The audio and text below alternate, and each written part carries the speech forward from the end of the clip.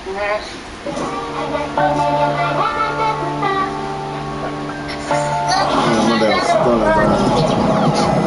y'all clean up so I want to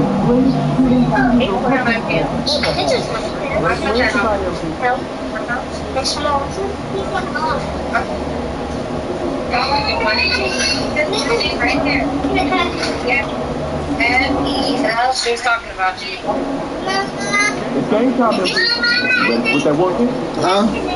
What? Yep.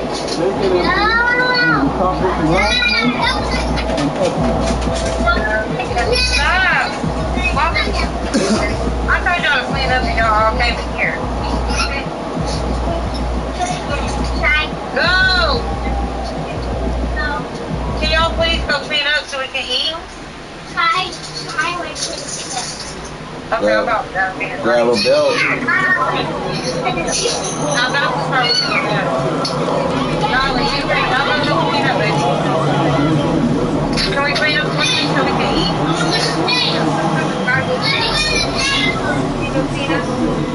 Good.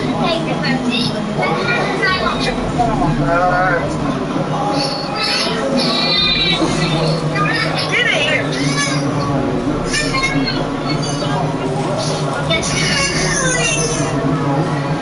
Stop.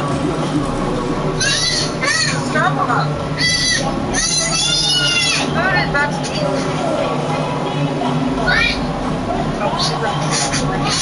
I don't know, but she just poured a whole bag of tissue.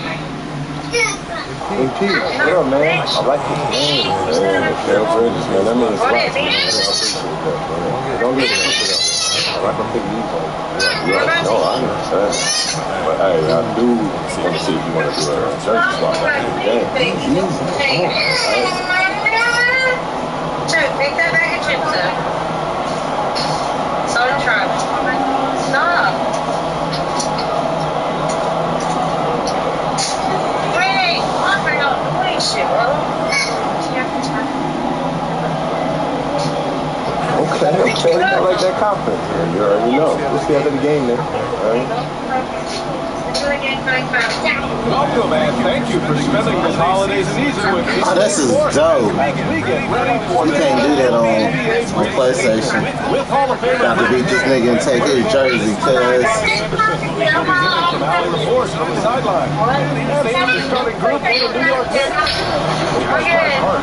Jalen Brunson is out there with Mikal Bridges. And it's Ananobi in at the small forward position. Oklahoma City. They've got Shea Gilgeous-Alexander. Alex Stewart out there with Hombre. And it's Williams in at the 5. Man, when you talk about these two teams tonight, I think it's fair to expect a barrage of three-point shooting. Oh, for sure, B.A.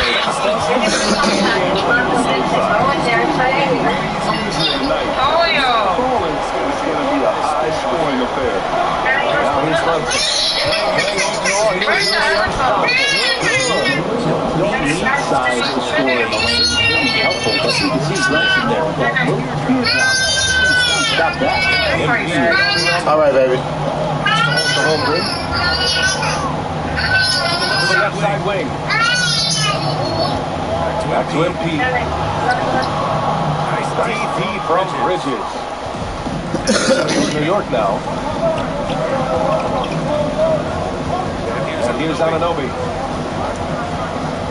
Back to Brunson. Outside Ananobi. The three, Bridges. And it's Holmgren with a rebound. He probably thought he was going to burn that one. Let's go now to the sideline and catch up with Allie LaForce. A bit ago, Mark Dacknall and I were able to chat. He said when you watch film on Carl Anthony Towns, his size is impressive, but when you're actually standing next to him, he looks a whole lot bigger. And he knows how to use that size when he blocks and on the perimeter to make them, especially tough coverage.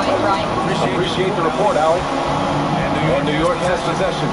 Following Kentucky by Oklahoma City. Now, rebound by Shea Gilgeous-Alexander. Yeah, that miss might stick with him for a little while. That's kind of a shoot-around jumper if I've ever seen one. All right, we've now got our 2K insider, Shams Charania, on the line. He's got a special report. Shams, it's all yours. Well, guys, a big story this summer was Jalen Brunson signing a team-friendly extension, leaving an unprecedented amount of money on the table, but providing the Knicks with the opportunity to lock in this tight-knit core and contend in the East at the highest levels for years to come. A team to be reckoned with. Shams, thank you for the report. Bridges finding his spot, and his team finds him with the ball. Good mechanics there, too. MP outside. First quarter ball, almost 2.5 minutes in. He really suffocated him there, guys. Just excellent work. Here's Bridges. Oh, shit, this is Goes up and lays it in. Bridges is got 5 now. Well, Bridges is down low, doing a great job of just pounding the defense, makes the shot. And we've got a timeout called by Mark Daigneault. He wants to make sure everybody's on the same page.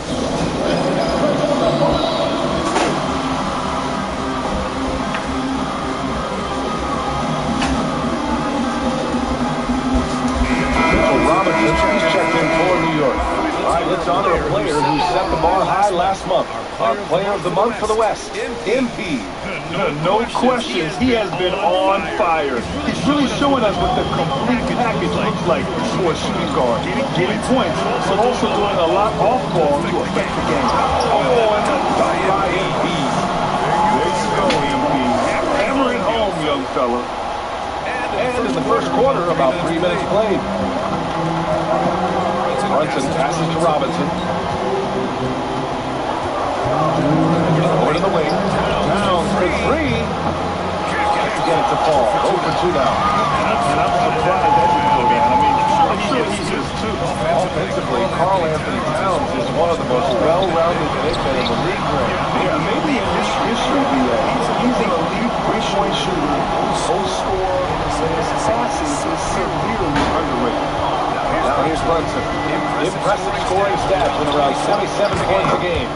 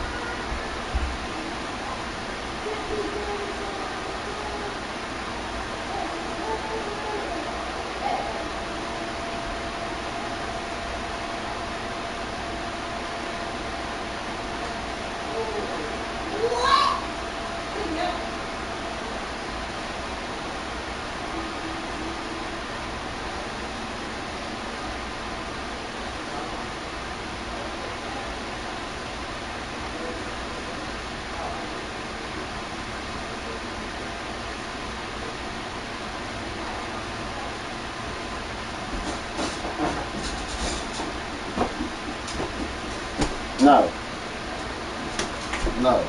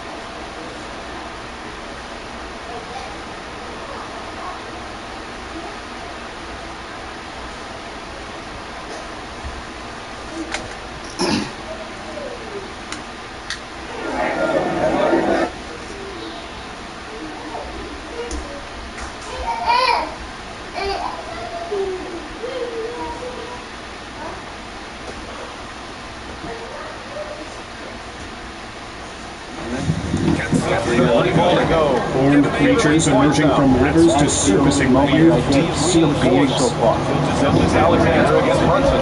Fishermen are pulling up more than just fish these days. Some of these catches are so bizarre that even scientists are left scratching their heads. So, get ready to dive into these mysteries, because you won't believe what's lurking beneath.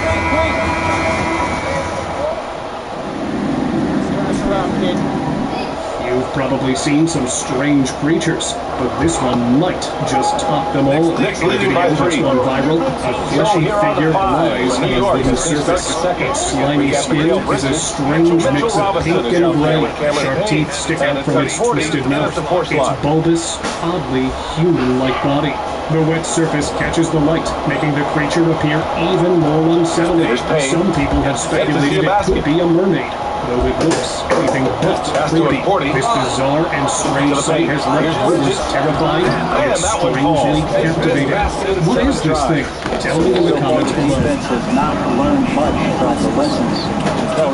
Mysterious sea habitat.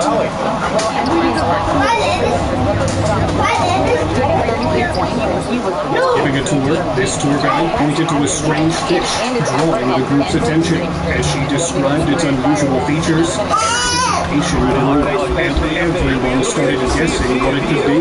She revealed the fish's mouth and nose, but it had glowing green eyes that really caught everyone off guard, adding to the mystery. The guide shared that the creature weighed around 150 pounds and resembled an ancient lizard. The tour concluded with everyone surprised and amazed by the bizarre creature and many other strange and wonderful beings creeping in the deep ocean.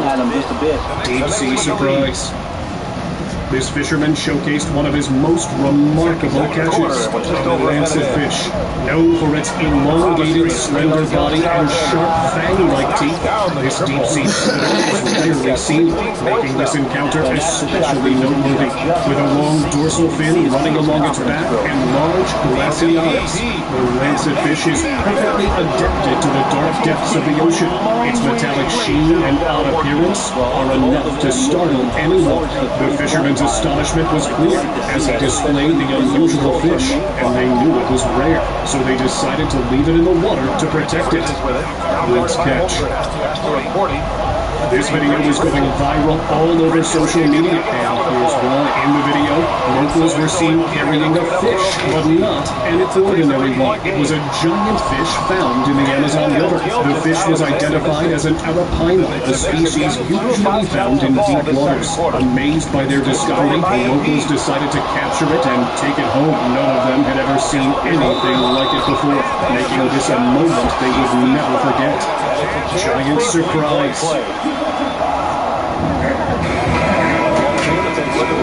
Two friends were fishing in a lake when they noticed something massive moving beneath the surface. Curious, they decided to throw out their bait and wait. After a tense moment, they finally pulled it up, and what they saw wasn't ordinary at all. The ocean inhabitant was a muscalonge, largest member of the pike family known for its sharp teeth, typically found in the deep waters. It was a mystery how this giant ended up in their lake. The friends were both shocked and fascinated by their rare and unexpected catch, leaving them to wonder how such a creature made its way to their spot. Robinson's got 4 rebounds now. Robinson's defense Ocean oddity. And lately, he's done a better job of staying on the floor. A fisherman was standing near the dock when he noticed an unusual thing moving in the water. He zoomed in with his camera, only to be shocked by what he saw. A long, strange creature was floating towards him. After a closer look, he realized it was a blanket octopus, a species known to inhabit the deep ocean. In some cultures, seeing one is considered a bad omen. Luckily, the octopus just approached him for a brief moment before drifting away, leaving the fisherman both relieved and awestruck by the rare encounter. Stay on the floor to be more impactful. Here's Mitchell. Back to the basket by Two-faced catch. You've probably seen some strange fish, but trust me, you haven't seen anything like this. A fisherman caught a sea inhabitant that seemed normal at first, but as he took a closer look, he noticed something unbelievable. Instead of one mouth, this one had two. It seemed impossible for any living creature, but there it was. Some thought it could be the result of a mutation, while others believed it might be some sort of miracle. Whatever the cause, it left everyone stunned, and the fisherman couldn't help but wonder how such an extraordinary creature came to be. Rare catch. In Gift-A-Peak State Park, VA, this fisherman had been waiting for quite a while to catch his prey, but he never expected what finally surfaced. From the water came a long, shiny fish, a large head hairtail. Known for its impressive size, this one can grow up to 7 feet 8 inches long and weigh 15 pounds. It wasn't meant for a meal, but rather a creature that deserved a place in a museum. Its rare appearance surprised the fisherman, and he knew it was a discovery worth remembering. Sharp escape. Oklahoma City's gone 2 of 5 to the dispensary in the quarter. While fishing in a river, these fishermen patiently waited for a big catch. Suddenly, their rod bent sharply as they struggled to reel in what felt like a giant fish. But when they finally pulled it up, they were stunned, as it was a rare species unlike anything they had ever seen before. It resembled a fighter sea habitant with its sharp, pointed scales covering its body. After closer inspection, they recognized it as an Acanthicus hystrix, one of the most toxic ones in the world. Realizing the risk it possessed, they made the quick decision to let it go. By releasing it back into the river, they ensured both the fish and those around them stayed safe, showing respect for the powerful creatures of the water. That is so crazy. I can't get over those spines. River mystery. Taking a look at New York. A group of fishermen were fishing in the river when they noticed a giant figure emerging from the water. It wasn't aggressive, but when it got tangled in the net, it tried to break free with all its strength, though it was in vain. The creature's size and unusual color were unique. Some of the fishermen believed it was just a giant fish, while others weren't so sure. They couldn't agree on what it was, but they all felt that this strange creature could be something much more mysterious than a simple fish. Fishermen's fear. Fishermen aren't always the predators. Sometimes they become the prey. This local fisherman was waiting patiently for his catch when suddenly he felt a tug at his rod. At first he thought it was a big catch, but the pull kept getting stronger, almost impossible to handle. He thought that it was an extraordinary giant that seemed 100 times bigger than him. Fear took over, and he stumbled, falling on the deck. It was only because he was on solid ground that he was saved. If he had stayed in the water, there was no chance he could have escaped. Gigantic sturgeon. What is that, B.O.? I think some players have a reputation which might help. In a shocking video, a fisherman shared what is believed to be the biggest sturgeon ever caught on camera, with its long, armored body and bony scutes running down its back. The prehistoric-looking marine species left viewers in amazement. Sturgeons, known for their massive size, can weigh over 1,000 pounds and live for more than a century. This extraordinary catch served as a reminder of the ancient giants still swimming in our waters. After marveling at the fish, the fishermen likely returned it to the depths, acknowledging its crucial place in the ecosystem. They're bad fish. But I'm still learning. Brian, that's a scary thought, so don't believe Fishing is always full of surprises, but this fisherman surely didn't expect what he really did that day. At first glance, it didn't look like a fish at all. Its head had feathers, and it seemed to have legs. Turns out, he had caught a batfish, a unique creature known for its remarkable ability to walk along the seafloor using its pectoral fins that resemble legs. This strange, fascinating one defied the fisherman's expectations, showing that the ocean is full of surprises. We can't always predict. Who would have thought a fish could walk? Whale surprise.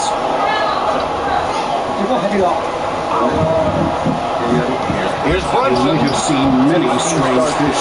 What about this one? While fishing in the Yangtze River in China, these fishermen initially thought they had caught a dolphin. As they got a closer look, they realized it wasn't a dolphin at all. What they had captured was a Plainville's beaked whale, known for its incredible deep dives and the unique tusk-like teeth of the males. It was a rare find, one that set them apart from other fishermen. Deciding to keep it, they knew they now possessed a creature unlike any other, a one-of-a-kind catch that would be remembered for years.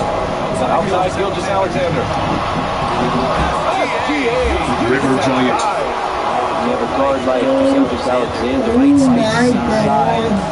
A family was boating on the Amazon River when they spotted something big moving in the water. It wasn't a snake or a reptile, but resembled a fish. Curious, the grandfather decided to step into the water to get a closer look. As he approached, he realized it was an arapaima, one of the largest aquatic creatures in the region. The family couldn't believe what they were seeing as this massive fish was incredibly spotted. Its shimmering scales and size left them in awe. Witnessing such a rare creature was an unforgettable moment, one they knew would stay with them forever.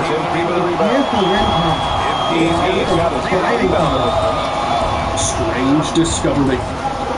While exploring a park, an adventurer came across a small pond and noticed something unusual. Curious, he reached in and picked up a strange-looking creature. At first, he thought it was just another fish, but its transparent body, long tail, and dragon-like head made it look like something straight out of fantasy. The creature, lifeless in his hands, was much smaller than it first appeared in the water. As he examined it, he realized how bizarre nature can be. If this thing had been alive, it would have been an even wilder encounter. Deep-sea surprise. While deep-sea fishing, one fisherman made a catch that left him in shock. A bizarre anglerfish, known for its enormous mouth and glowing lure. The anglerfish uses its bioluminescence to attract prey in the pitch-black depths of the ocean. The fisherman couldn't believe his luck in landing this strange creature, as anglerfish are rarely encountered by humans. With its weird appearance, it's no wonder it's famous for being one of the ocean's most mysterious and elusive creatures. Species like no other. Before seeing this fish, the locals had no idea such creatures even existed. The shape and size of this catch were quite unique. The fish was then identified as a pistonaria, or cornetfish, which is a long, slender marine species that can grow up to 6 feet. Its unique form and size left the fisherman in amazement as he realized there were many more of these fascinating creatures swimming deep under the surface, hidden away from the world. It was a reminder of just how much there still is to discover in the ocean. Vampire fish. A video surfaced online showing a fisherman holding a strange and frightening looking fish, leaving viewers both amazed and confused. The species had vibrant colors, sharp red teeth, and an almost alien-like appearance, sparking curiosity about what kind of creature it could be. It was later identified as a red-toothed triggerfish, also known as the vampire fish, famous for its sharp teeth used to crush hard shells. Many people wondered what the fisherman did with such an unusual catch. Did he release it back into the ocean, or did he keep it as a rare and mysterious find? For his discovery. He definitely deserves the award. In the quiet town, After a series of terrible events, the Joker came back to Gotham and decided to be and hit Batman on the right water at once. Today we're going to be covering the full story of Shield Movie, an event that happened in comic books around Batman issue 90 to 100, it's around there, from the 2016 event. I hope you guys enjoy.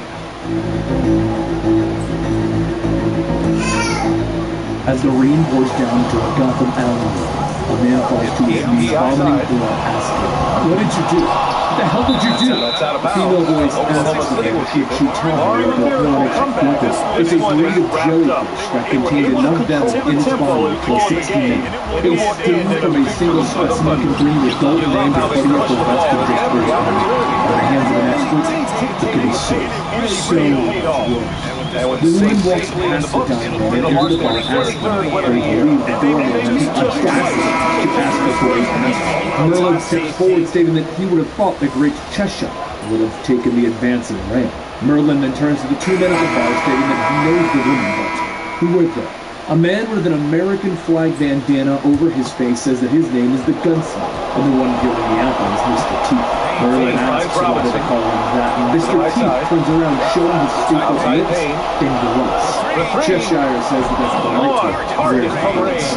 And another man walks in, stating that he was busy cleaning up the mess. Now everyone quiet down and listen.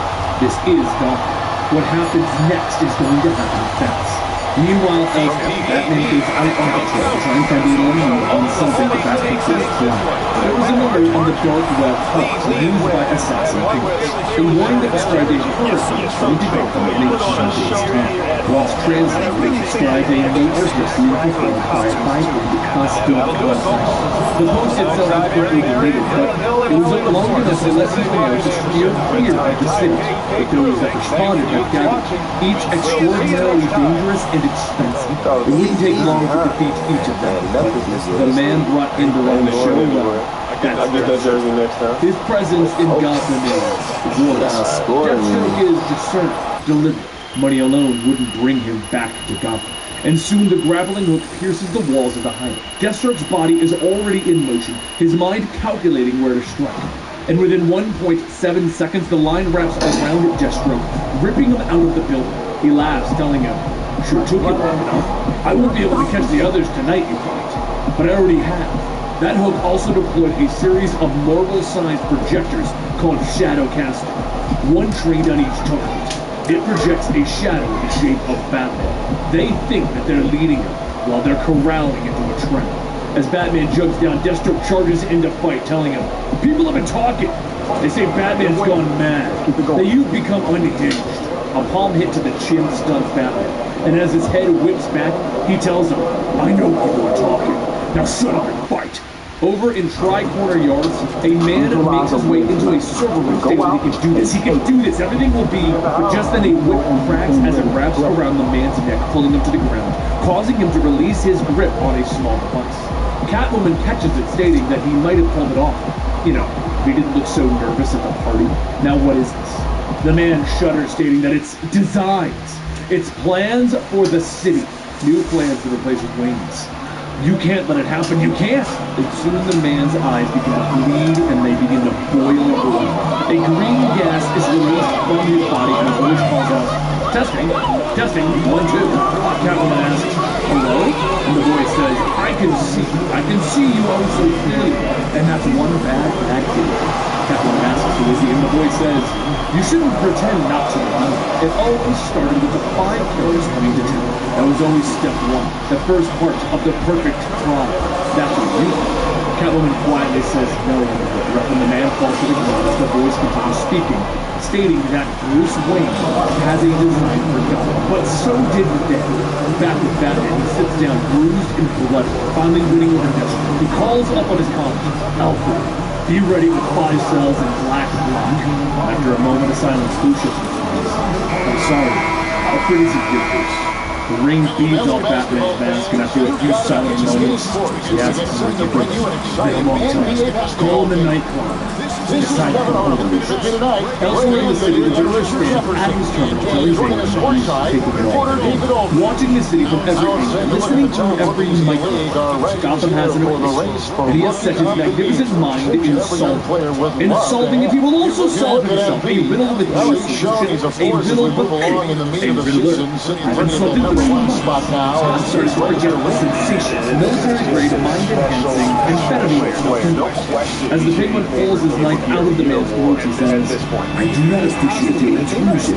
This is a private mine and I am worth it." Penguin tells him, "Listen, this is very important. I'm sorry, I haven't spoken to anyone but myself in quite some time. But anyway, 5 citizens have been apprehended by our mutual intelligence. The most expensive contract. This was the first part. heart. It was always the first heart. He stabs at another man stated, I knew what was happening an hour ago. I've already begun to act accordingly. This devil will find nothing of the penalty worth taking. As the 5 assassins are taken into custody by the GCPD, Catwoman reports that she found out that someone is attempting to make a break or go anywhere. They've been looking into this for a week. Do they have any idea who is moving against Bruce Wayne? What are they planning to do? Batman tells them, I can hear nervousness in your voice. What's wrong? What do you not say? He says that sometimes seeing a man's head look from the inside isn't exactly a good thing to watch. But focus up. There are dangerous people in this city and there's work to do. Later, the black block of the GCPD. Batman stands with Jester telling him, talk. Jester responds, fine. Let's get this over with. I'm not going to say who hired me. The others don't know who to even bother or do either. This game is too dull, but it won't matter. It's just Jester even smiles, telling him, the clock is ticking. I need to make my first kill by David. Break out of this ridiculous prison. Batman tries to leave the finish stuff, looking over at Cheshire's cell, telling Blue, open it. Bullet tells him that he can't do it. Cheshire's nails, her hair, her clothes, her damn perfume. It's all poison. He's in full 14 for the toxicologist. Batman shouts, that's what I'm counting. Open it. The cell door kisses open and Batman reaches out and wakes up to the Cheshire. He runs his fingers through it, stating, this is the key. This is the Cheshire. Put out with all points bullets after Jane Nugent. The assassin known as Cheshire. Deathstroke begins to laugh, telling him, I told you before, it's gonna be a good game, Batman. It's gonna be exciting to see you lose. Batman rushes out of the jail cell, telling Lucius to find her, and Lucius quickly pulls up the city camera feed, spotting Cheshire escaping to the back alley. As Batman gets closer in the nighttime, he ejects himself to give chase, riding a bull. Once he hits the ground, he activates the controls, closely following behind, and as she notices him, she jumps off her motorcycle, landing in Batman's chest. She holds her hands around his head and shocks him, telling him that his heart should stop any second now if he has any last words. And Batman smirks. You should brace yourself. As Cheshire looks back, she slams into a speeding truck while Batman moves underneath a woody beam. As the truck stops, Batman gets up and Cheshire asks, how did you not? Batman tells him, memories. It coats and seals the poison in your nails and you feel fine. She begins laughing, telling him, you are very clever. But it doesn't matter. The point wasn't to kill. I just had to keep you busy. We're playing a game, but you won't find out about it until it's all over. You haven't even realized all of the prior contributions. Back over to GCPD. Bullock has the officers decontaminate the fake Cheshire itself, then the killer leaving them make down move. Deathstroke and the others quickly disarm the officers. Deathstroke says, we shall win a few more seconds and these doors will open. And that's when a voice comes over the intercom stating, I'm afraid that that's not going to happen. You and your employer have stolen my plans. Who knows what steals of the pain? Meanwhile, with the Gotham City Cemetery, Catwoman digs the grave, shouts, pick up, damn it! Riddler answers the phone stating that they haven't used this frequency in years. And bring back Neville! Having used it, Batman compromised. She throws another shovel load of dirt over her shoulder, telling him that she isn't a good dispatcher. Just her. Then Riddler asks, what do you want? Catwoman sits back telling him that she needs to know. Is it the real deal or some kind of script? Because this is supposed to be over. They took care of this problem years ago. They buried it out there in Potter's Field. Riddler says the Penguin is already for the situation. He's taking care of it. Catwoman then says that she doesn't care what the Penguin thinks. What does he think? Riddler tells him that he thinks they weren't alone when the designer approached them to conceal the ticket's crime. There was a huge conspiracy. One who usually has a few cards with two. Who believes? Do you or your boyfriend know what actually is? Catwoman pulls open the coffin and sees a decomposing Joker shading. She does now. But as she takes a closer look, she says that it can't be him. Not only revealed by Riddler says that there is someone who suggested to him, but why would Catwoman remains silent and Riddler goes on stage. Lying comes easy to you, doesn't it? Still wondering if this whole thing might resolve itself without telling you? What are you going to do when he learns that you have failed? Is he going to look at you the same way as before, a lover, or just another villain like us? Either way, we're all probably going to die. And we all I'm glad that you're going to have the hardest fall of us all, though. Don't talk This line is effectively dead. I would wish you good luck, but I don't really want to wish you death. So let's just leave it at farewell, Catwoman. As the connection ends, she screams, slamming her arms against the coffin. She pulls herself up, radiating over to Batman, stating that they need to talk. There's something that he needs to know. But before he could answer, a voice comes across stating, She looks up and sees the voice coming from the deceased Joker could see his teammates. You are going to go and break our deal, You know what'll happen if you do. You know what the designer will do. As Catwoman looks back, she sees several men with shovels surrounding her. And as one swings, it cracks on the side of the dirt is thrown down into the grave, and the voice inside the shoulder says, Your death will be reborn. It was a good rest while it lasted. But some might mean this is the thrill of the chase. You took me down before I could set my master plan in motion. A perfect crime that would make me live forever, and now it's your time to pay for your transgression. Meanwhile, over at the meat facility, Penguin shouts at Hanging Desmond, asking, Do you know how much money this has cost you? Normally, it would have been enough to pay off a few officers to get started the new police program, but this is enough to start opening up investigations. Deathstroke shifts in his chains and drops to his feet as he lands. Penguin fires a few shots from his own gun. Penguin goes on saying, We're over business. How about we make a deal? We can end this now, or you could die. It's really that simple. For the three of you, we'll double your contract. We'll throw in a non-compete for good measure. But for you, what would the price be? Deathstroke scoffs, telling him, You can't afford it. And he grabs one of the chains, whipping it around, knocking out one of the guards. Mr. Teeth and Gunsmith then go drop the guard, and suddenly everyone hears the sound of a speeding car. A second later, Batman comes crashing through as Mr. Teeth lunges, cutting into Batman's shoulder. He takes the hit, grabbing Mr. Teeth by the head, slamming him down onto his knee and breaking his teeth. Gunsmith then opens fire with an umbrella rifle, but Batman turns back, grabbing the gun, bashing the butt end of it into the gunsmith's face. Deathstroke then grabs Penguin, holding a knife to his throat, telling him, That is enough. One more move, fuckers one down. Someone check the car. Merlin gets a Floyd Cheshire out of plunder that he's got, and Batman then asks, What is the point of all of this? And the Penguin squirms, stating, You wouldn't dare. Deathstroke pulls out his knife, slicing into the Penguin's throat, and releases the body. As the Penguin falls, Deathstroke says, He'll die once he gets to the hospital. No cops, no robbers, no power. You're almost Batman if you want to try. Now, we can go after our trophies.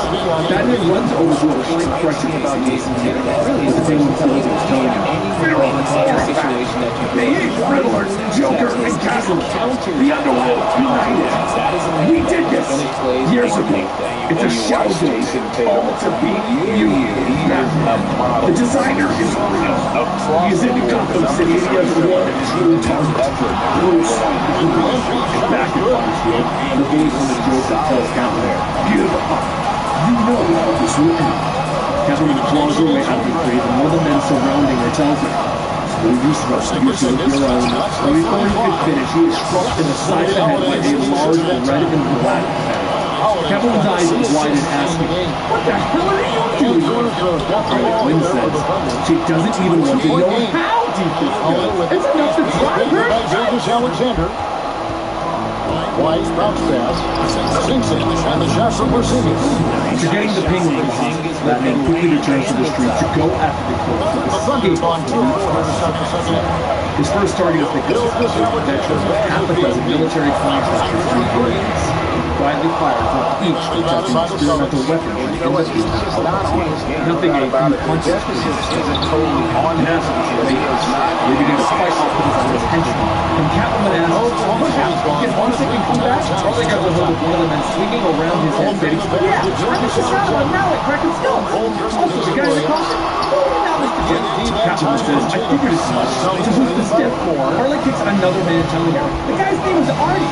Works with the gang. Catwoman grabs her whip around one of the men and asks, Did the Joker do anything like this before? Harley says, "Dad, not his style. When he strikes, he wants Batman to know. Joker has, however, been cleaning house. I've been following his news a little bit, but the Joker's been leaving a trail of dead clouds." Catwoman then asks her, "What are you going on about?" Harley says, "Well, I'm going to kill him. One time I like to catch him out." Just then Harley thrusts the middle of her mouth and punches past her face and catches an arrow aimed straight at Catwoman. As Merlin and Cheshire stand opposite, Harley asks, "Is this connected to robo zombies or jokes?" Catwoman tells her, "Robo zombies." Merlin shouts, "You have been sentenced to die." While the girls get to work back with Batman, he's following the trail of his routine. 7 years prior, there were a series of murders in the Pacific Northwest. Every victim was found with their teeth surgically removed from their mouth and implanted into their stomach. The Portland police judged the new serial killer. Same as Gunn stated. Well, there's plenty of stores. So while Batman is still doing his critique, he realizes this place at the rim is the world's process. His computer systems are all lost except for his security. And as Batman gets to work on the computer, a video plays with the builder and a man in a white mask with the letter D. Lucius claims in a good scene. Delphinsky is hanging on the gun. Perhaps the man was hired by Deathstroke and the others. But while Batman is watching, he sees Riddler making gestures with his hands. A sequence of numbers, 7, 7, 4, 4, 6, 9. And using an alphanumeric keypad, it would spell out space. It's the space station. It walks on 4 legs in the morning, 2 legs in the midday, and 3 legs in the evening.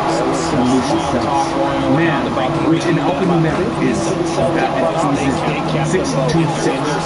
The computer pings as it unlocks, and Batman tells Lucius, "I'm going to get this information." Lucius looks through some of the files and says that he did find a location on Deathstroke through Riddler's campaign. This could be a chance to test out a new breed of Bat-Star. As dozens of Batmans make their way into the city, Catwoman and Harley Quinn arrive carrying the bodies of Merlin and Cheshire. When Harley asks him, "Where should we stick the murder people?" Batman points to the corner and then looks at Catwoman's arm. "We need to talk." She looks down to the Yeah, but then Batman brings up the image of a masked man asking, "Who is he?" Realizing that it's not exactly the talk that he thought they were going for. Catwoman shouts, "You have the limit. Penguin is in danger and the Joker is, well, maybe ready to come out of hiding." Harley chimes in, "Yeah, there's a whole thing. The Joker's cooking up." Batman takes Catwoman by his chest. "Now we need to in quiet." Catwoman says that his name is the Designer. Years ago, she made a deal with him. So did not mistake his form. She'll tell him everything. First, she just needs to tell him. She's sorry. While Harley is controlling the fleet of drones like she's playing a video game, Batwoman and Catwoman compete to avoid Harley. Catwoman looks out outside David Martin. That's bullshit. All the city blowing out in her when Batman reaches out to her. But as Catwoman pulls away, Batman tells her, "You need to tell me everything." She begins her story telling him, "It all started years ago. First one, bullshit again. She found a card of a club with an ornate D stamped on it, with a pier number and time. The D was from someone everyone thought was a criminal legend. He was a master criminal, a man who concocted the greatest crimes you've never heard of. But when she arrived, she saw the real others. The Joker, Penguin, Riddler. Soon after, one of the designers appeared to take them to the mysterious house. As they walked up, the designer greeted them what was the tallest. Before they could begin, Riddler required to disarm. So all the villains got rid of all of their weapons and walked in. They settled in, and the designer sent everyone for dinner at his table. You see, in his youth, he faced a man from the professor, one of the finest detectives in the world. But after being told so many times, the designer needed to think big spots. Then, he needed to craft a crime to deduce the way the detective would force it and then unforce the reporter. But no matter what he thought, it's always the same, and that's to even play the game and he was going to design a crime with one victim of the City. The detective would come back with 2 victims. Defeating him would require an exponential leap. So, for a year, he set in a room doing the DS. He knew that in order to win, he must become the man that he would be after 20 years of battling the detective, without ever letting the detective fall his love. The man who left that room wasn't the man who became the detective. After that, the detective failed. Ultimately, the detective died in the so the designer is he will sit down and come up with a perfect crime to become Gotham's underworld elite while giving him half their burdens, and they'll never see him. Everyone agreed. The designer took one spider into a separate room to check the plan. One so perfect, there would be no way that Batman could match this. King was rid of it himself, they all came. That's when the Joker. He was in there with the designer for what seemed like forever. And in the door opened, the designer stepped out, shouting to his head to kill them all. As the designer held the sword to his throat, he yelled at the Joker, showed him what kind of secret this was, and what it's going to become.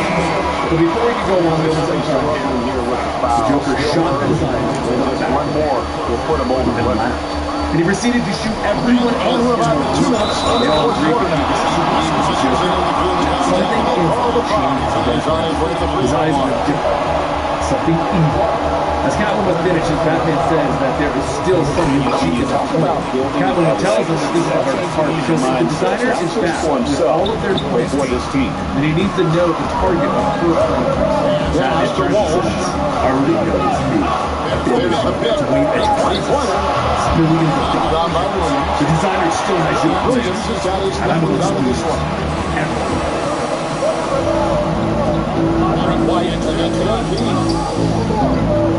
Snyder Cut. The campus is crowded with students wearing their favorite superhero costumes, and inside of her command, the dean speaks to Alexa, asking her to show a little choice for her actions. But she argues, causing him to tell her to be reasonable.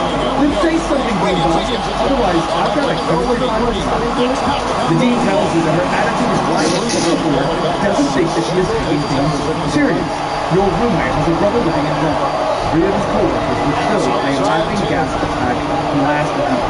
That's why the school put together this wrestling for Hero Day.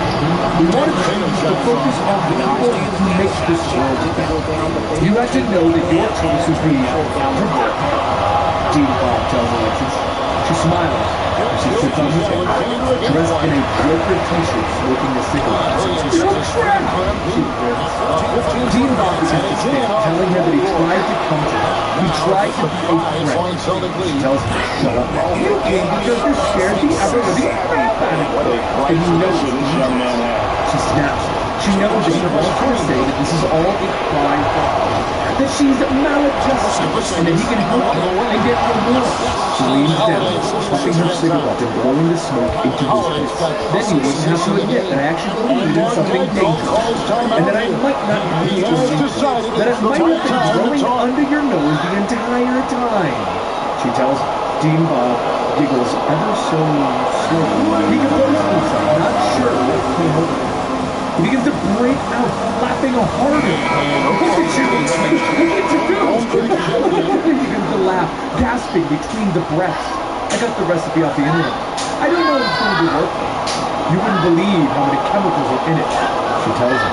She pulls out her phone, beginning to film the scene that's killing him. Just don't wait. I want everything on camera.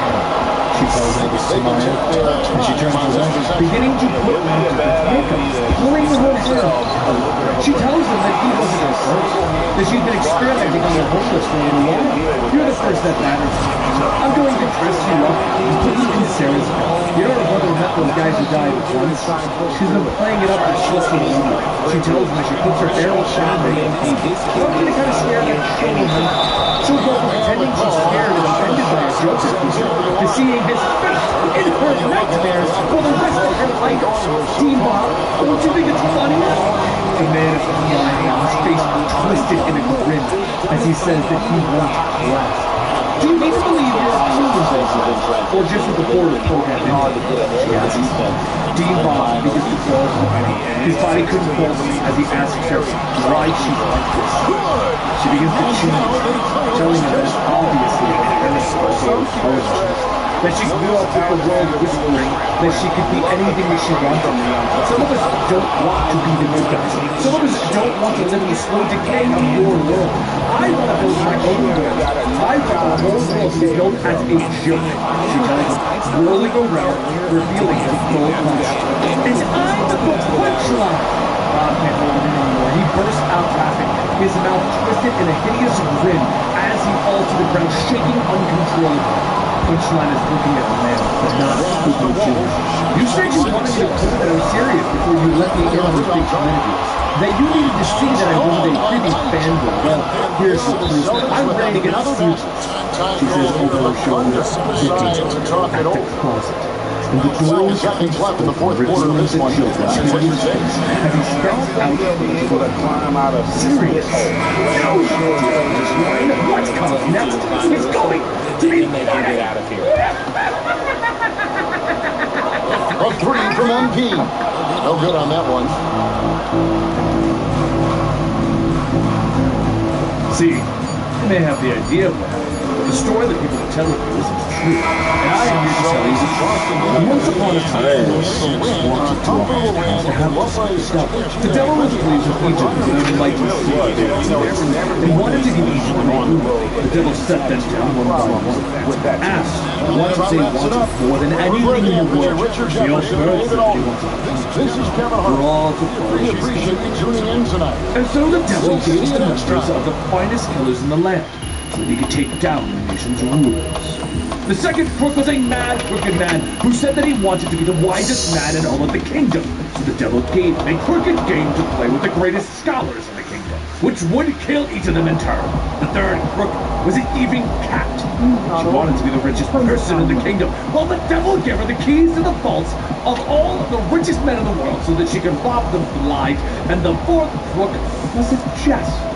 And see, he'd been laughing this whole time because he and he alone understood the devil's game. With no wise, powerful, or wealthy men left to stop him, the city wouldn't belong to the three crooks at all. It would belong to the devil. In time, it would be the jester's turn. The devil asked what he wanted more than anything in the world. And the jester said, I want to be the devil. And then the jester killed him. The man behind the bar asks why he's telling you this, and the Joker says, it's to add a little context to tonight's entertainment. Make sure everyone can follow all the funny, little jokes. The last bartender wasn't laughing at all, so I had to set him straight. Make sure there's no more salt around the rim. Next time, the Joker grabs a phone, and he makes a call. He asks the person on the other end if everything's right, and they tell him yes. So the Joker takes a sip of his margarita, telling them, good. I want you to bring down the house with this one, right down on your head. While the Joker is scheming, Batman takes the night climber and flies up to find Deathstroke. However, while the fight begins, Catwoman returns inside, Harley telling her that they need to go and keep watch on the assassins. Harley jumps up asking, do I look like a babysitter? As the door illuminates on the screen, the designer appears and he tells us that he has removed some pieces off of the board. They won't be needed in the great design. He is not in the business of making a painting no matter what. Catwoman tells us that Batman knows the design, and the designer says, yes, my dear, he is out there. Now he's ripping to get his own money, trying to think out above Gotham. Batman is doing exactly that. How is he supposed to outsmart someone who lives to outsmart people? Deathstroke says, you're not gonna kill me. You wouldn't risk throwing ourselves off this thing. And Batman tells him, I didn't fly the two of us up here so that I could throw you off. Look down. There are 9 million people living in Gotham. Innocent people who spent the last few years in a kind of constant rolling hell. People are scared like they've never been before. All I'm trying to do is give them some kind of peace. Deathstroke asks, am I supposed to care? And Batman stops him. You do. Deathstroke then asks, who are these people even afraid of? And Batman yells, I know it's me. I spent my career using my wealth and power to fight costumed madmen, but they keep coming back. I have to make something bigger, more frightening each time. So right now I'm trying to change that. I'm trying to make it all better. And make it work. And he can Deathstroke tells him, no, Batman loses sight into Deathstroke and they both go barreling together towards the street corner. As they fall, Deathstroke tells him, we should skip to the part where you take up the ground and save his clothes. Batman clicks his teeth, doing just that. But late enough to allow both of them to take a hard hit when landed. Deathstroke gets back up telling him, Alright, now let me get stars in there for post game. We get them some rest and on the screen before the designer tells you, now here's I don't think so. coming off a solid outing against Toronto. Consider your confidence. Just your boots won't see to the designers that shut the toys. They look so bad. You know, we got some calls from outside. Batman tells me. District says, I'm pretty sure the designer has never touched us. The designer then asks Batman, how are you feeling? Are you up for another game? This is dangerous. Batman yells, we can just end it. Come on, face me. But then a shadow appears. Now that wouldn't be fair. No really steps into you smiling. I haven't taken my time yet. As the penguin sits up in its seat, Thank you, Alex. Commissioner Bullock, how might you be absurd to comprehend? Bullock scoffs, stating, for starters, you're under arrest for the murder of 3 police officers. Oh, that can't be right. I was kidnapped by some very bad people who believe that I should have been in GCPD custody. In fact, I would like to press charges against the assassin known as Deathstroke. Do I tell you that to the lawyer? Bullock yells, I will find something to pin on you. But before he could go on, one of the officers pulls open the curtains to the window, stating, we have a problem. The city is turned on the line. Bullock sighs. It never ends. Back down the street, the river appears on all of the streets across the city. It's your good old friend, the Riddler. And have I got a game for you? Deathstroke asks, what the hell is going on? Riddler goes on, we're gonna go on some rules. Name of the game? The grid is the city itself. Many roads we can stay.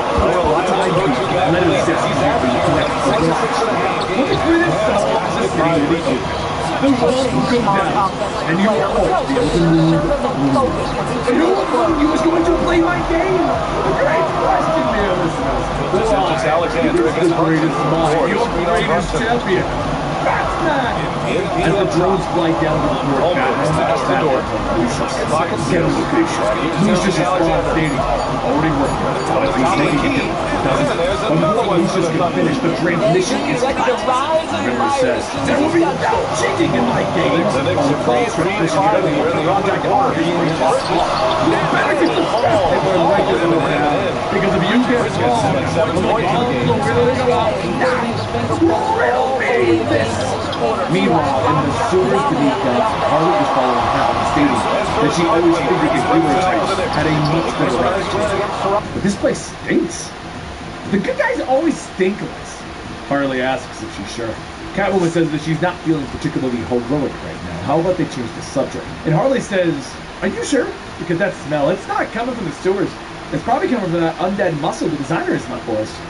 Catwoman sighs, seeing the reanimated corpses crawling out of the water, and then Harley then swings her mallet, yelling, and I hate zombie cops! Topside, Batman is fighting through the corpses, telling Deathstroke to follow down to the train station. Riddler says, hey there! That's not fair! You're not fair! Batman pushes another undead, yelling, just ask the damn questions! Riddler then says, okay, put across 9 spaces the whole These teams have really gone back and forth. Batman bashes 5 changes already. This one's gonna be a battle. Riddler goes on, 8 down 5 spaces! Our fight has many teams with no bullets. Batman kicks another undead. Just then a train flies in, and as Deathstroke looks at it, he asks, really? Another bat? And Batman tells him, just get up. Meanwhile, Batman continues to answer the Riddler's question, but back down below, Harley splatters another undead. First quarter of action, just yelling, 3 to half minutes played. There are rules to these things.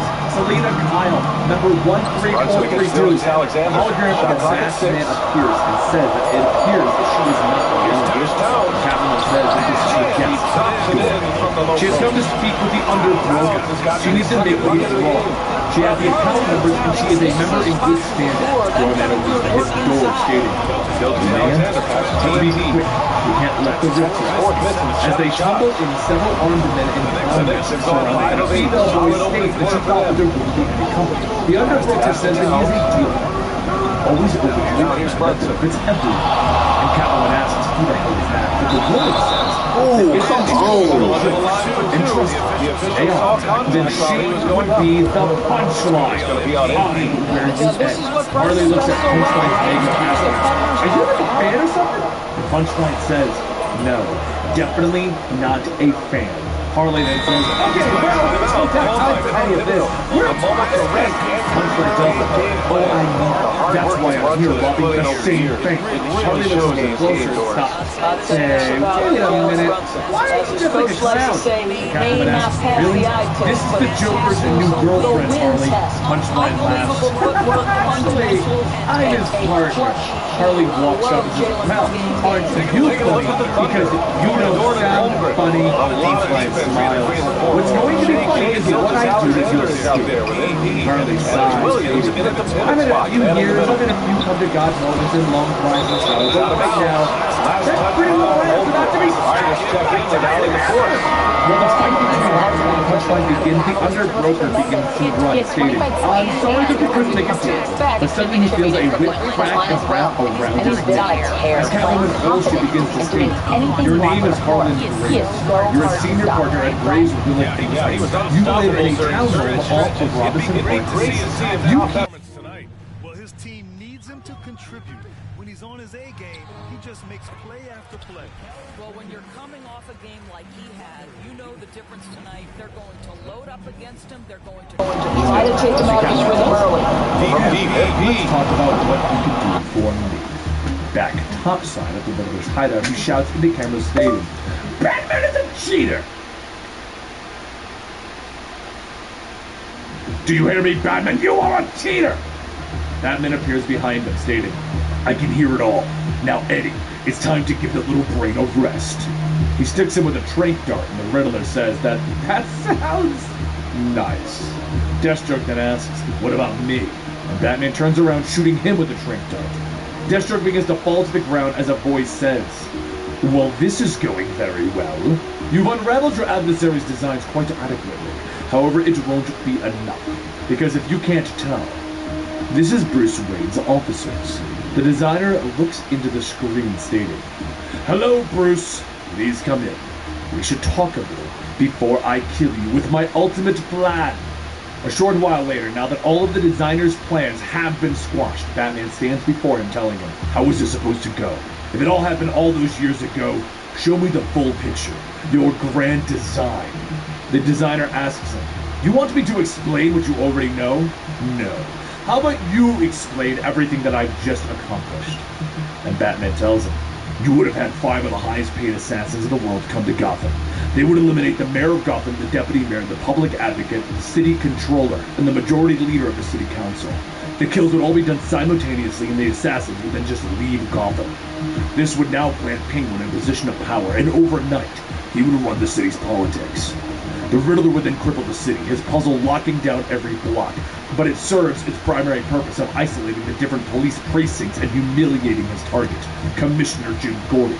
The real answer to the puzzle was always to let the Riddler win. The cops who were smart enough would agree to work for him, and they'd be allowed to pass and save the city. Penguin's mayor would then appoint a Riddler loyalist to the police commissioner and district attorney's offices. The public would suppose that there is new order, having survived the chaos that you created before. The GCPD now effectively working for the Riddler. Catwoman would hack her way into the accounts of the wealthiest men in Gotham City. She would have learned that the Wayne Foundation was funded by offshore accounts. With those account numbers, she would be able to drain their full assets and redistribute them as she saw fit. She would become the richest woman in Gotham overnight. She would become the central bank for the growing crime empire in Gotham. And the Joker would kill Batman and Robin. And with the underworld united, the designer's final act is establishing the greatest criminal empire of the next generation, an unstoppable machine. The designer's legacy is secured, and his story can come to an end. The designer stands up. It would have been magnificent, wouldn't it? This office was made to look like the study back at the manor. You can imagine why. The ideas that Bruce Wayne would have, would they be enough to save him? Batman takes out a sword, telling him, I am not the man that I once was. I have evolved. I am not equal to the designer. The designer pulls out his own sword and tells him, well, then we shall find out if that is true. On God! Back in the secret offices of the Underworld, Punchline slashes at Harley, and Harley dodges, stating, you're pretty quick with those, huh? Punchline tells her that it helps when you have a grudge, and Harley asks, what did I ever do to you? Punchline yells, you tried to fix the Joker, tried to make him better. Harley stops and thinks for a moment and then says, wait. You're a groupie? You're a Joker groupie? Punchline goes on stating that she could have been running this horror show at his side, but now she's going to be carved up by her replacement. Harley tells her, first off, the Joker hates it when you try to name stuff for him. His sense of humor would be less horror carnival and more chuckle hunt. Harley then takes one of the rifles from the clowns and begins to shoot, but it's through the gunfire. She runs past one. Before Harley can turn, she feels something sliding across her neck, and she quickly reaches up to grab the spot. As she gurgles, blood begins to pour out of the hole. Punchline and asks, where's the comeback? Where's the snappy Harley zinger? You can't even choke it out through the blood. Punchline then kicks the gun from Harley, telling the clowns to go ahead and work the door. It's time for her to push out the rest of the suit. Once Harley is thrown out into the sewer, Punchline looks back, stating, all right, time to release the cat. Back in Wayne Enterprises, Batman is the designer for flashing swords, but the designer states that he has an incredible mind, but he is missing the one piece. Batman tells him no, he isn't, because all together on the way here, while he was solving his philosophy, he's on the one game out of the configuration, not part of the original design. He had someone hack into Wayne Enterprises computers, and it seems he was replacing blue for tri-core drawings. As a man with takes the heights, they wanted to see how he was playing the Wayne. He doesn't care about the vision of an underworld universe. It's never been released. The designer underestimated Gotham's and most of all, the clown. He thought the Joker would fall in line with the rest, but the Joker didn't want to kill it back. The truth is, the designer couldn't understand what the Joker was. He gave into the abyss, and it stared back and it consumed him. Batman rips the designer's mask off to reveal the withered corpse, and he goes on saying, it's your designer. You're just a shambling shell of the greatest villain of an older generation, cut down by his replacement. What are you doing, Joker? Why are you doing this? As the designer's head falls to his side, the faint laughter of the Joker says, it's all about the play. It wasn't about the play here. It's about what comes next. This is about planned out by you. This is about fighting this season. He's the guy when it comes to realizes who the Joker is talking about. This is the type of player Joker sits in the ring as he's sitting and he says, I'm still going to eat the essential for tables. Time to finish your contract. As Batman turns and sees that the desperate standing over him with a knife, he says, sorry, Batman, you and your whole family, you earned this. The knife slams down the Batman's leg as he screams out in pain. Deathstroke kneels down telling him, this isn't going to kill you, but if you remove the knife, it definitely will. You better call Mr. Fox and get medical attention. Now, Joker then tells Deathstroke that he might want to see that's against dangerous. Meanwhile, back to Catwoman, she works away at transferring the money, telling the underbroker that she's going to meet them to eventually account. The underbroker says that he's sorry, break up his break. And then we're like going to fight. Catwoman storms over. Punchline says that she appreciates the accountant that's being paid. This next bit wouldn't be possible without her. A few moments later, Joker gets a call from Punchline and he asks her to down. She said yes. And Joker tells 1:10 left in the first half of this one. Out of bounds, the Thunder will take it. Punchline tells him that right now the Joker is worth now that the new year is upon us. You look at the Thunder, they're currently holding on to the best record in the conference. Right now for the Thunder, there is a lot of talent. Years ago, Batman found himself in a similar situation with the Joker. And as always, Alfred was there back in the night.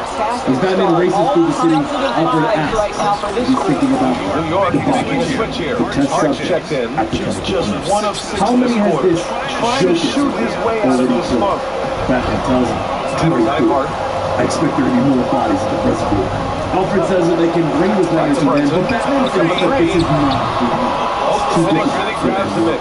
His motivation to do anything that they have measured before. It feels like an oversimplified pushing to call the Joker insane.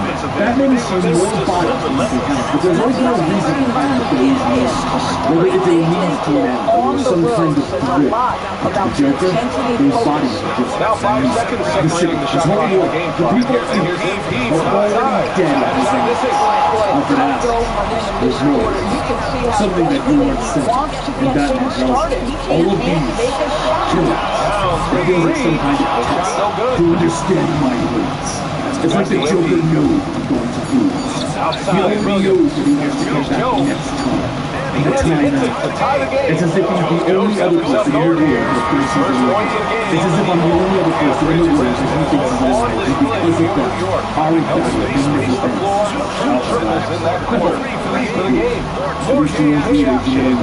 You don't think I'd let you fight a murderous nightmare for the rest of time on your own, do you? Now the entrance to the viaduct is on your left. Get ready to ram through the gate in 3, 2, and now we go to the current time. Time where Alfred is gone. Batman is alone. And he's exploding through the same gate trying to track down the Joker. But as the Joker's plans to give chase, Batman throws a dead end providing where the clown jumps out shouting that there's nowhere left to run, that this city doesn't belong to the Bats anymore. The clown then takes aim with his RPG, firing right into the Batmobile. And as that car explodes, the clowns get closer and they find the inside is already empty. The clown takes out his phone, calling Punchline. The Joker's new site, telling her that they've got another shell. No Batman on the inside of it. Punchline tells her, you know what, that's okay. We just finished hacking the main computer here at Wayne Enterprises. The Joker did always love Batman's little name. Does it for halftime. Says that Batman pretends it's the kind of name the Joker knows. Now, Mr. Fox, focus. You're now Joker CEO, and you must tell him everything in a soft little head. And as we get into this third quarter, as we've seen so far, the team may create much separation on the scoreboard. Boy, you look at Real Bridges, what a contribution. Well, if he stays lead like he did in the first half, he's going to have a lot. You've been breeding all sorts of little bats, haven't you? Lucius begins to speak again, but this time he asks. Real Bridges is out there with Jalen Brunson, and it's Josh Hart, then it's Carl Anthony Towns, and it's Ananobi in the small forward position. That's Tom Thibodeau's 5 as we get going in the second half. Couldn't walk up the street without getting into some real trouble. And if it ever got too late, he used to sleep on the old room. Joker says, oh, he must have been very on the floor. They're shooting around 44%. The dad used to like taking his son out to move as if he really funny. It sounds like there are people down in the field. From the sidelines, let's catch up with Alex. Only theaters just get better. The curator then says that it's hard to say goodbye to this place. We came by with a few actors, but I'd be crazy to try to visit. I could buy a whole town back in Cold Country on Ground. Nothing has changed now. Are you sure? Make yourself get some t-shirts. It's a fun time. The curator asks, back to Brunson. Are you sure there's no one down from the strike? It sounds like people are laughing. Joker takes it in real, labeled the Mask of Zorro, and says, why don't you go join us? The show is about to start.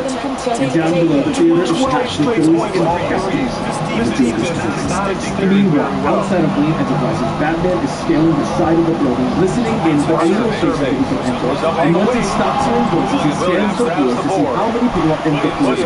And as his visor lights up, he sees that dozens of armed men across all of the floors. After climbing to the top, he sneaks into the main computer room, but he tells the computer to search for the Joker. Punchline comes out of the shadows, stating, he isn't here right now. As she hits him in the back of the head, she asks, was this supposed to be your secret hideout or something? Your friend, Mr. Fox, outlined 6 microwaves in this building. 6! It's like you planned every type of attack on Gotham. I came to prepare for each different crisis. But this one was my favorite. And you want to know why? This is the one you haven't burned yet. It's the one you were going to unlock when you and Mr. Fox and Mr. Wayne had finished building the new Gotham. As Punchline attacks, she presses a button and the door begins to open. And inside a new type of bat suit stands. Batman looks over at the advanced suit asking, Lucius, did you design this? Lucius tries to hold back his laughter. I found it in the computer. I thought it was you. Punchline bursts out laughing. Don't really think that we were crazy. It's too bad that you're not taking to get you to the future. No new clones, no new guns. Batman begins to stumble fast. I don't understand. His punchline goes on. You're looking pretty rough. Her guest there got you pretty good. Oh, I know what it is. It's the poison in the room, Batman. I spent the last few years building up my immunity system. It's a little blend of my own. Some of the Joker's toxins tweaked with a little bit of fear and a little bit of venom for good measure. Batman trips and tries to run through the window, and that's when he hears a voice. Master Bruce, not that way. You're going backwards. Batman turns. Alfred! Alfred! Batman stares at the window directly at an armed Batjet. And Alfred yells, I'm taking all of your vehicles! Master Bruce, you need to get out of here! Batman responds, no! It's not you! You're dead! Dead! And Alfred tells him, I'm sorry. I'm so sorry. They're all dead. And that's when the jet fires an arrow right into the window.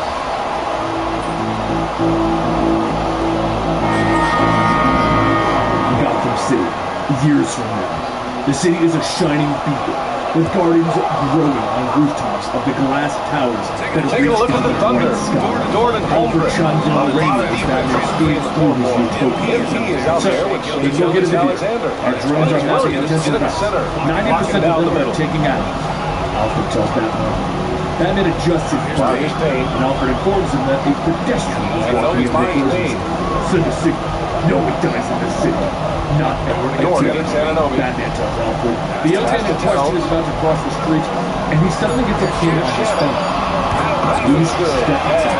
The message tells him, with a bat signal over it. It's a bat signal. The kid gasps, and suddenly an ice cream truck goes flying by him right where he was about to step. Batman! The kid yells as Batman flies by his sight right behind the truck. His armor shining in the bright daylight like one of the very towers above him. Batman smiles. Victor, I'm jamming all your radio frequencies. I know you can hear it. If you surrender, then no one needs to get out. Batman says over the radio. The truck suddenly screeches to a halt with Mr. Freeze and his two sons stepping out in the yard. Behind him, which family he's dealing with. Freeze tells his boys to step up and blast the Batcycle with their freeze gun cylinder. Sir, activating the heat pump. The ice against the escape and the cycle roars through the ice, forcing Freeze to order his two children back. I can take it back, he tells them. But Batman launches himself off the plane, flying through the air. No, Victor, you can't. He hisses, activating his heat ray, throwing them at two young boys. They drop, stunned, by the attack as Batman lands on Victor Freeze. Your boys will be fine and flawless. And so will you, Victor. Batman tells the villain. Batman returns to the cave. He's now smiling out. That's the first time that he's borne out all has to be over. Bruce smiles, removing the cowl, revealing the raging corners of his head. He smiles to Alfred, telling him that he needs to call 5 and figure out how Freeze can hold his own cat. The boys will meet. I called Leslie to wait. She and Harper are going to check him for more. He tells Alfred. And then he looks at the holographic map of his city as Alfred tells him what has happened and that he and Miss they've been like such a shame. And he surprises us before the outfit. He asks as they ascend the stairs into the main hall. Alfred is in the team's game. I can hear it in your voice. How much of the sense of the space in here has served them well. Kept the offense straight. His voice now is ready to scream. Bruce turns back as Alfred twists his neck at a hard angle. Snap his hangs off his head. Bones broken and dangling. Bridges, he's checking for New York. Jalen Brunson comes in on pin. Gets both from the stripe. You took it to the line once in the first half. Those must have really talked to him in the break. Alfred tells him slowly, his mouth beginning to form a hideous smile, and his face begins to laugh. Bridges against MP. Bruce screams as the laughter echoes to Brunson. It's hard on the wing. No! Batman yells again, sitting absurdly behind himself in the floor. Long range. Rebound by MP. You're not dead! That's good. She says, leaning into the light, showing her combat gear and jagged scar on her neck.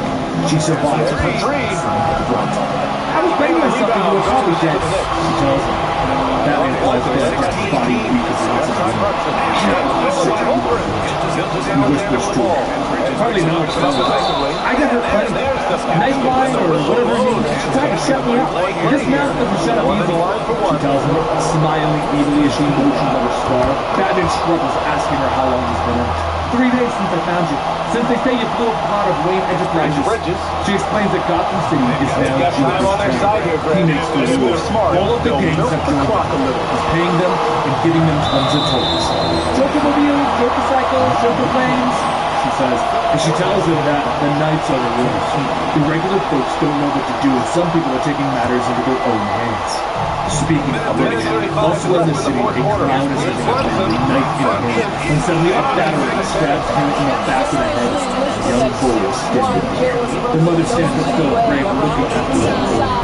Son, are you okay? She asks, shaking. No, man. I'm not even a little bit. I'm going to see how I feel after I feel a bunch of these clowns, she tells us.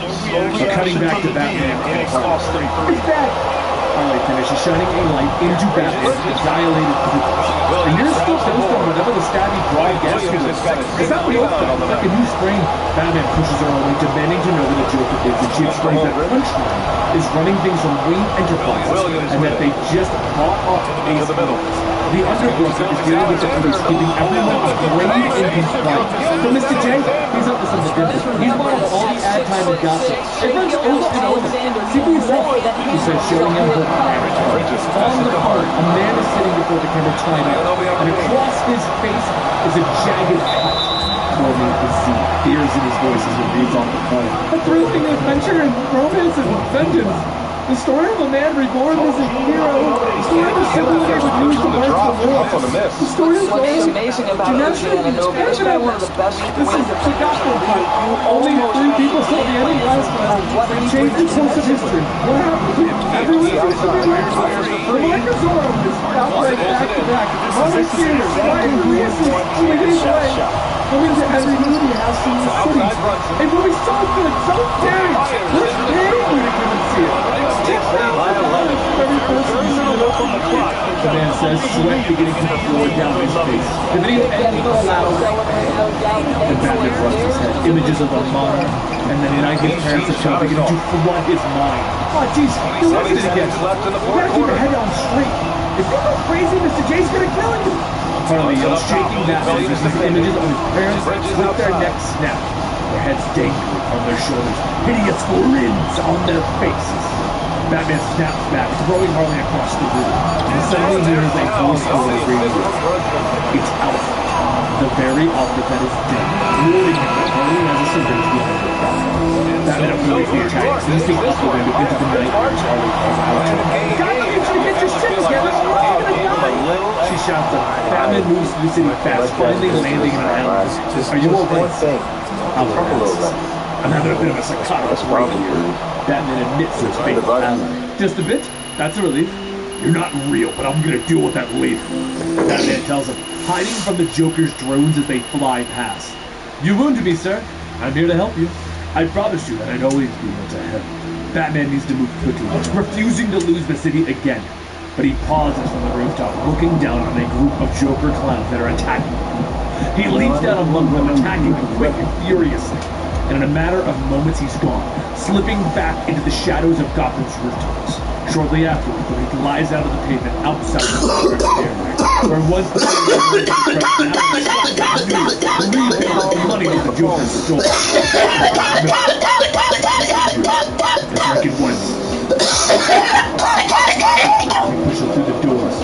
He's trying to get under your skin, sir. Alfred warns him. Batman nods and he steps into the lobby, telling Alfred that it's working. I'm not sure if the hallucinations making me see the theater this way, or if the Joker used my money to do it for real. Batman whispers. He pushes open the door so the actual theater, stunned by the smell that is wafting out. Right. It's death out there. It smells like death in here. Give me their vitals. Batman whispers, giving into the sound of Alfred's voice. There's no stopping the Bruce doors. Alfred tells him, Bruce, moving through the theater through the crowd of the dead, doesn't understand why would the Joker bring these people here. It looks like they've been decaying for Suddenly, the screen lights up, revealing the Joker. Oh, that's because they have been. Their family, our family. They're the people that have helped see to the other side of the veil. I've had clouds digging for days right now, and I've given them a bit of the borrowed tech from a friend.